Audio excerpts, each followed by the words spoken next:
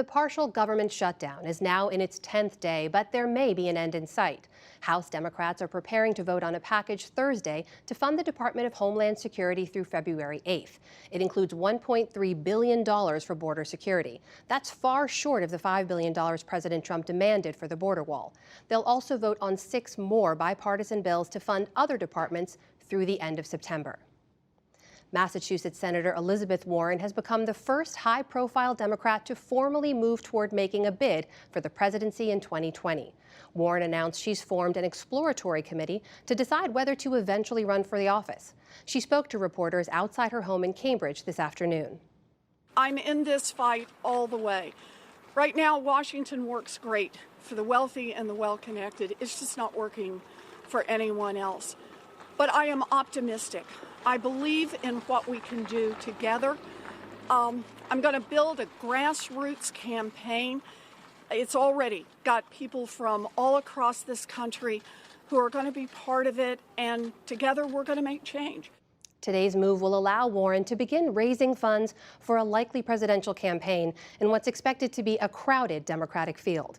We'll take a closer look at the 2020 race and get an update on the government shutdown later in the program. Outgoing Defense Secretary Jim Mattis bid farewell to Pentagon employees today. The former U.S. Marine Corps general resigned last month over policy differences with President Trump, including the president's decision to pull U.S. troops out of Syria.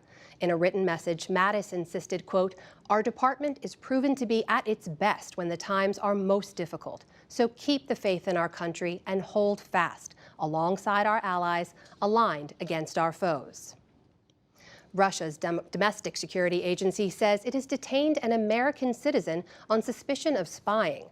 In a statement, the Federal Security Service said it arrested Paul Whelan on Friday in Moscow during what they called an espionage operation, but gave no further details. The State Department told the NewsHour U.S. officials were informed of the arrest and have requested to meet Whelan. Spying charges can carry up to 20 years in prison in Russia. In the Democratic Republic of Congo, several major cities had their internet shut down today as ballots were counted for the long-delayed presidential election. Opposition candidates accused the government of trying to prevent social media speculation about election results in the Central African country. In the capital city of Kinshasa, an opposition stronghold, residents worried about the election's legitimacy. I don't think the elections were credible because too many people could not vote because of problems with the electoral lists.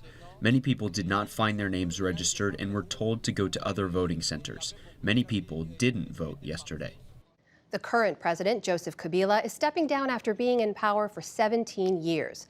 The election marks the first peaceful democratic transfer of power since the country's independence from Belgium in 1960. Official results are expected to be announced on January 15th.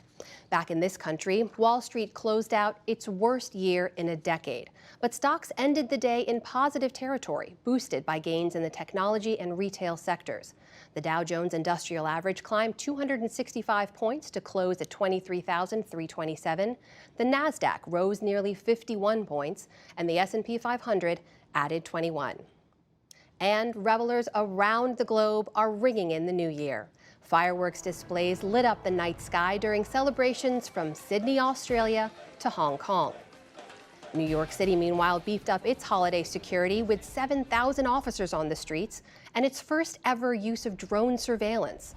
And across France, authorities deployed nearly 150,000 security forces to prevent unrest and terror attacks. Still to come on the NewsHour, the recent deaths of 2 migrant children and new video inside a children's shelter bring more scrutiny of U.S. immigration policy. New and rare data on civilian casualties as a result of U.S. airstrikes in the fight against ISIS. We break down the latest on the government shutdown and the 2020 presidential race, plus much more.